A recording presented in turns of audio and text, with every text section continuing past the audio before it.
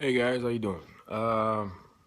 It's another video about not so much about ghostly experiences, but I have done research on a lot of things and seen a lot of things when it comes to watching documentaries on people ghosts like this show that comes on uh, Destiny. I think it's Destination America. It's a show called The Haunting, or just actual documentaries on ghost hunters and stuff. And in the past, I have pretty much taken in the I guess evidence on the symptoms that people receive when near ghosts. I guess there's one particular symptom that you get, like you get an instant uh, nauseating feeling inside of you, and like a shortness of breath. And I have realized that I myself have had those symptoms before. Like I could just be minding my own business, and all of a sudden, I just start feeling nauseous, out of nowhere, and I could never figure out why. And then there was times when I've had a shortness of breath, or my chest would tighten up. It would feel kind of heavy. All the time I'm thinking that it was just something natural that was happening. Never really actually knowing that that's what it was coming from, because I don't think I've ever had an experience with a ghost after receiving those symptoms. I think it was just, uh, excuse me, I believe it was just maybe some type of realization that they were there, they were near, but never doing anything to make themselves known at that point. But I think that was their way of making themselves known, because they can make you nauseous, and they can make you feel like you have a tightness in your chest to where you can barely breathe.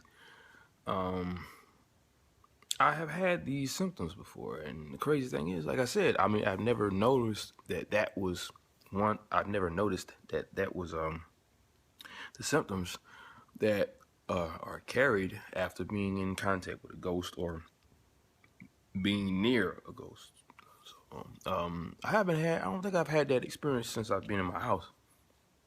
I normally just hear the noises, you know, that just come out of nowhere, like the incident with my footboard, that I spoke of a while ago. Uh, but like I said, that is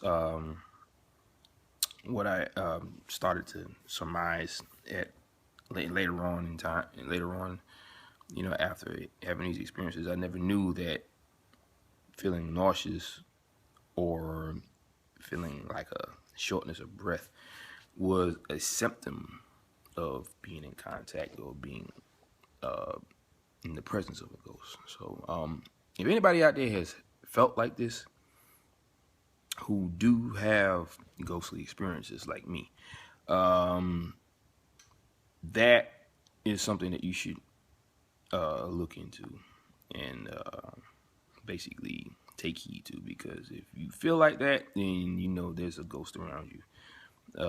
They may not do anything to make themselves known at that point, but you'll begin to realize that they are near. And I think it's just like if someone is passing through at that point, you may feel that, and then it just goes away over time. For me, like, I would normally have to drink a glass of water to get that nauseating feeling, out of my system. And it normally it works. I mean, that's me. I'm not sure about anybody else, but um, that right there should give you some idea on using your bodily functions, I guess, if that's what you want to call it, as a, I guess you could say, as a means of tracking a ghost, I guess, because if you feel nauseous near a ghost, then they're pretty close by. Now, if you not so much provoke, because that's the wrong thing to do, believe you me. If you were to say, is there someone here? And if there is, make a noise. And if something was to happen, and you know that that nauseating feeling is because that you are near a ghost. But that's really all I have. Like I said, I thought about this the other day, and I saw a show that was saying how they felt nauseous, and they was also saying how they felt like a shortness of breath, and they felt real tight around their chest. So when I realized that I was having these experiences before, I was like, wow, that means I was near a ghost. Who? I don't know, because I never really tried to figure out who the ghost is anymore. Before, I'm not saying, well, back then I wasn't trying to either, but the one incident I had in my mom's old house where this arm came out from behind the doorway, and it was going like, telling me to come here, going like this. But you could see a full arm, solid like mine, but it had a sleeve, like a lace, like a period, like one of the sleeve was like something from the Little House on the Prairie days or the 1900s, where they had the little lace ruffles edges on the sleeve that stuck out in all areas. And they wore the little puffy dresses where they looked kind of puffy around the hip. It just looked like one of those type of period dresses. But it wasn't a dress, it was just a sleeve. But I knew right away that that's what kind of dress it was. And like I said, it was just as solid as my arm is. And I was like, wow, okay. And they telling me to come here. I wasn't trying to do that because back then I wasn't as strong. Back then I was more, I won't even say afraid, but I would get afraid from the sight of a ghost at that point. But now I'm pretty much knowledgeable of the whole ordeal, so I don't get as scared anymore. I just let things happen because I'm like, okay, well, they're just making themselves known, and it's not a big deal to me. They're not harmful. They're not. All I hear is noises. I don't hear no one saying you're going to die or get out of my house and stuff like that because it's not their house. Maybe the land itself, but it's not their house. But like I said, I don't bother them and they don't bother me. I just let them do what they do.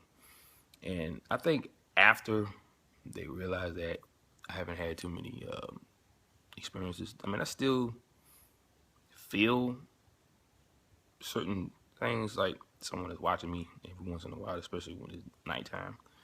You know, and I've been hearing some unknown noises in the back of my house too. And it's like over on the other side where you can actually see another subdivision. Like there was this one night where I was hearing somebody saying "woo," and at first I'm thinking it might have been a dog, but when I listened to the sound closely, it was the voice of a person, a man, as a matter of fact. Now where that voice came from, I don't know. It was calling out with that noise in the night and halfway through the morning, up until about like 6:30 in the morning. And like every 5 minutes or less, you would hear that noise. And I talked to some of my neighbors, and they heard the same thing. Who this person is, I don't know. But I mean, that's really nothing to say, okay, well, this is a strange noise. But, there's a man's voice behind it. So that's another weird thing that happens over here. But like I said, that's pretty much all I have for right now. Like I said, if you have been feeling that nauseous feeling, then you know that you are near a ghost. And if you feel like a tightness in your chest, like you can't breathe very well, then you know that's also another symptom of being near a ghost. So, like I said, take heed in what I'm saying. Like I said, nothing may not happen after that, but you never know. That could be your way of trying to figure out if there is a ghost near you or whatever the case may be. So that is, like I said, pretty much it. I gotta go. So just like I say in all my videos at the end, aloha, mahalo, and ahuiho, which means till we meet again. Peace.